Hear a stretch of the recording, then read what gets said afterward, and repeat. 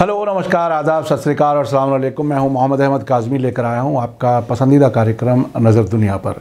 Middle east में America और Israel और उनके दोस्त मुल्कों के कमज़ोर होने के साथ साथ वाक़यात बहुत तेज़ी से रूनुमा हो रहे हैं। जो मुल्क दूसरों की तबाही का ही कारोबार करते रहे हैं, अब उन्हीं को मुश्किल का सामना है।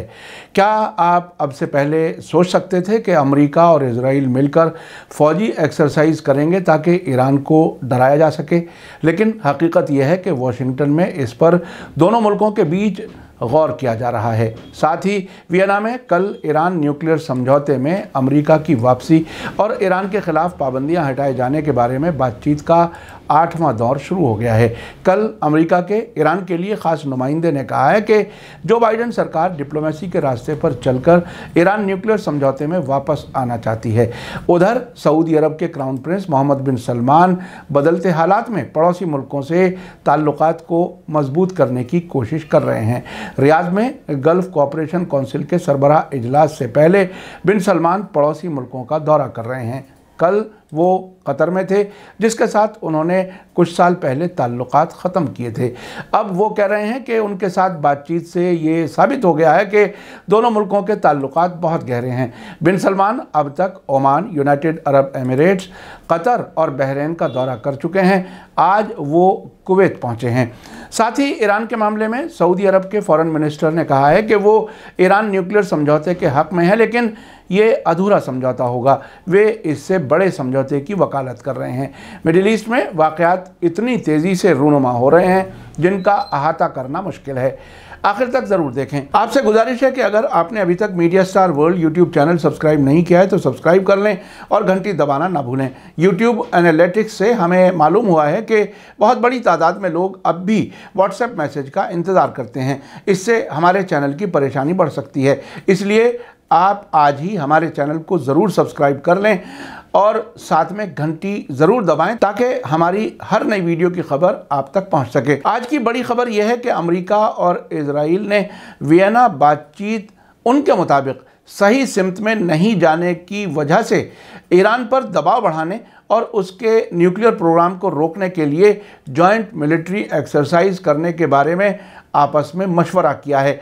इजराइल के defence minister Benny Gantz Washington में हैं। इस खबर को वेस्टर्न मीडिया के जरिए एक दिन पहले ही यानी वियना में बातचीत शुरू होने के साथ ही मीडिया के जरिए फैला दिया गया और ये कहा गया कि वाशिंगटन में एक सीनियर अमेरिकी अफसर ने बताया है कि इजराइल और अमेरिकी डिफेंस मिनिस्टर्स मुमकिना ख़राब हालात में ईरानी न्यूक्लियर कारखानों को तबाह करने के लिए फ़ौजी एक्सरसाइज पर बातचीत करने के लिए तैयार हैं। ये खबर अमेरिका और इजराइल और मिडिल ईस्ट में इन दोनों के दोस्त अरब मुल्कों के मीडिया में खूब उछाली गई। इस सिलसिले में टाइम्स ऑफ इजराइल ने खबर दी कि अमेरिकी अफसर ने रॉयटर्स न्यूज़ एजेंसी को बताया है कि मुमकिना फ़ौजी एक्सरसाइज ईरान के साथ एक ऐसी हालत के लिए तैयारी होगी कि अगर बातचीत नाकाम हो जाए और अमेरिकी और इजरायली लीडर्स फ़ौजी हमले का रिक्वेस्ट करते हैं तो इस पर अमल किया जाएगा। उन्होंने कहा कि बैठकों में हम कार्रवाई के मुमकिना तरीक़ों पर चर्चा करेंगे ताकि ये यकीनी बनाया जा सके कि ईरान न्यूक्लियर हथियारों तक पहुँचने की कोशिशें रोक दे और इलाके में अपनी सरगर्मियों के बढ़ाने की कोशिशें ख़त्म कर दे। इजराइल के डिफेंस मिनिस्टर बेनी गेंट्स ने अमेरिकी डिफेंस मिनिस्टर लॉयड ऑस्टिन और फॉरेन मिनिस्टर एंटनी ब्लिंकन से मुलाकात की है।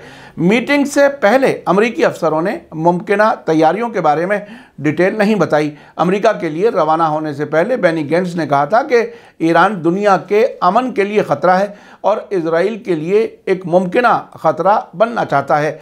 उधर वियना में बातचीत फिर से शुरू होने के साथ ही अमेरिका के ईरान के लिए ख़ास नुमाइंदे रॉबर्ट मेले ने अल जज़ीरा से बात करते हुए कहा है कि ईरान के साथ अमेरिका डिप्लोमेसी के रास्ते को बेहतर समझता है। उन्होंने न्यूक्लियर समझौते पर वापसी को अमेरिका और ईरान के लिए बेहतर बताया। रिपोर्ट के मुताबिक उन्होंने कहा कि बाइडेन सरकार तेहरान के साथ अपने ताल्लुकात में डिप्लोमेसी को तरजीह दे रही है। रॉबर्ट माले ने कहा कि न्यूक्लियर समझौते को बहाल करना अब भी मुमकिन है। उन्होंने अल जजीरा को बताया कि हम समझौते पर अमल के लिए दोनों तरफ से वापसी के लिए पूरी तरह से पाबंद हैं। हमें लगता है कि ऐसा करने के लिए अब भी वक्त है। अगर ईरान वापस आता है और कहता है कि वो इस पर अमल करने के लिए तैयार है। आपको याद दिला दूं कि अभी 3 दिन पहले ही ईरान के फॉरेन मिनिस्टर हुसैन अमीर अब्दुल्लाहियान ने रूस के एक अखबार में छपे आर्टिकल में कहा था कि वाशिंगटन के ईरान न्यूक्लियर समझौते से 2018 में हटने के बाद ईरान पर लगाई गई पाबंदियों को हटाए बिना अमेरिका के लिए 2015 के न्यूक्लियर समझौते में वापसी का कोई रास्ता नहीं है। उन्होंने कहा था कि पिछले 6 दौर की बातचीत के दौरान ईरान के लिए यह साफ हो गया है कि अमेरिका को इस बात का एहसास नहीं है कि वाशिंगटन के परमाणु समझौते से हटने के बाद की मुद्दत में उसके ज़रिए ईरान पर लगाई गई सभी पाबंदियों को हटाए बिना समझौते में लौटने का उसके पास कोई रास्ता नहीं है। साथ ही ईरान के फॉरेन मिनिस्टर ने शिकायत की थी कि न्यूक्लियर समझौते के सिलसिले में मौजूदा हालात इसलिए पैदा हुए हैं क्योंकि अमेरिका ने इसे ख़त्म करने के लिए हर तरह की कोशिश की है, जबकि इसके बरखिलाफ ईरान इस समझौते को ज़िंदा रखने की पूरी कोशिश कर रहा है।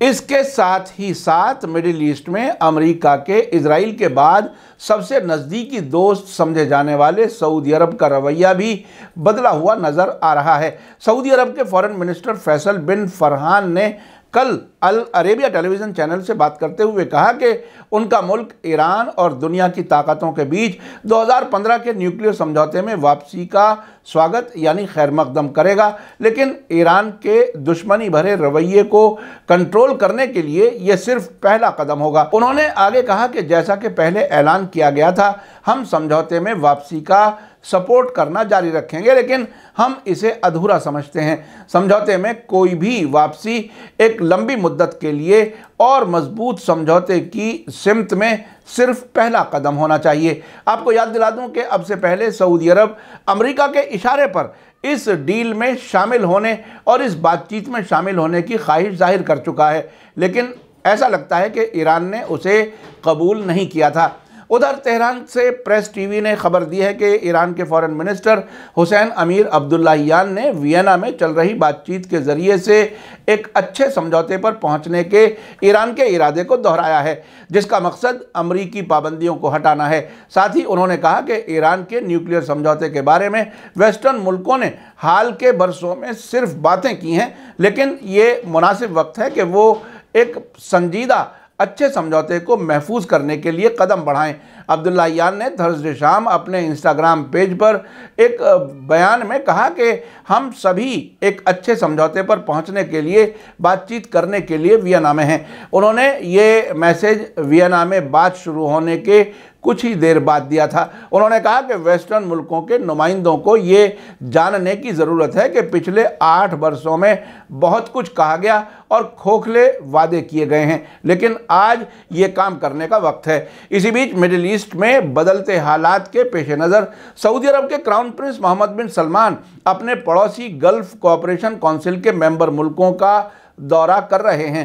कल वो कतर में थे। क्राउन प्रिंस मोहम्मद बिन सलमान ने कल कहा कि कतर के अमीर शेख तमीम बिन हमाद अल सानी के साथ दोहा में हुई उनकी बातचीत से दोनों मुल्कों के बीच ताल्लुकात की गहराई जाहिर होती है। सऊदी क्राउन प्रिंस ने कहा कि दोनों मुल्कों ने खादिमुल हरमैन किंग सलमान बिन अब्दुल अजीज़ की लीडरशिप में सभी मैदानों में कोऑपरेशन बढ़ाने के लिए बाहमी दिलचस्पी पर जोर दिया है। सऊदी सरकारी न्यूज़ एजेंसी SPA के मुताबिक कतर के अमीर शेख तमीम को भेजे गए एक मैसेज में ये बात कही गई है। सऊदी प्रिंस का ये मैसेज दोहा में बातचीत ख़त्म होने के बाद दिया गया है। बिन सलमान इसी महीने के बीच में रियाद में होने वाली खाड़ी के मुल्कों की सरबराह कॉन्फ्रेंस से पहले इन मुल्कों का दौरा कर रहे हैं। कतर के दौरे से पहले क्राउन प्रिंस ओमान और UAE का दौरा कर चुके थे। कल शाम वो बहरीन पहुंचे थे। आज वो सफ़र के आखिरी मरहले में कुवैत पहुंचे हैं। आपको बता दूं कि सऊदी अरब, यूनाइटेड अरब एमिरेट्स, बहरीन और मिस्र ने जून 2017 में कतर से अचानक ताल्लुकात ख़त्म कर लिए थे और साथ ही उस पर टेररिज्म को सपोर्ट करने का इल्ज़ाम लगाया था।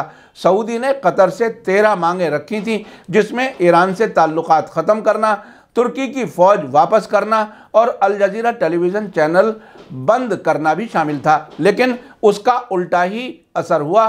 कतर ने अपनी ज़रूरत का सामान ज़्यादातर ईरान से ख़रीदना शुरू कर दिया, तुर्की से ताल्लुकात और बेहतर किए और अल जजीरा चैनल भी उसी तरह से काम कर रहा है। कतर पर मिस्र के इख्वानुल मुस्लिमीन और फ़िलिस्तीन के हमास ग्रुप को सपोर्ट करने का इल्ज़ाम लगता रहा है।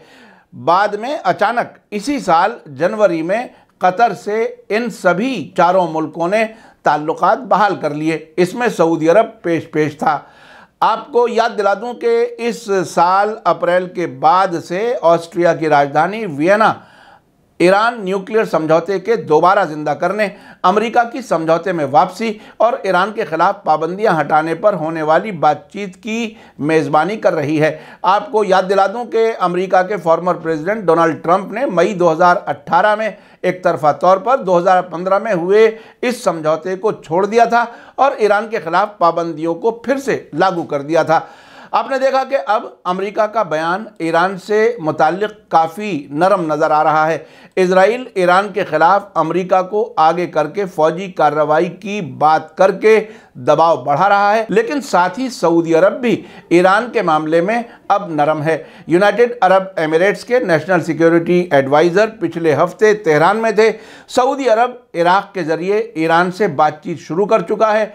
ईरान ने साफ कह दिया है कि अमेरिका की तरफ से पाबंदियां हटाए बगैर वो समझौते में वापस नहीं आ सकता। हमने आपको पहले बताया था कि ईरान के फॉरेन मिनिस्टर की तरफ से लगाई गई शर्त के बाद भी अगर अमेरिका नरम रवैया जाहिर करता है तो हालात और ज़्यादा ईरान के फेवर में आगे बढ़ेंगे। मीडिया स्टार वर्ल्ड लगातार नज़र रखे हुए है। हमारी कोशिश रहती है कि हर अहम खबर आप तक पहुंच सके।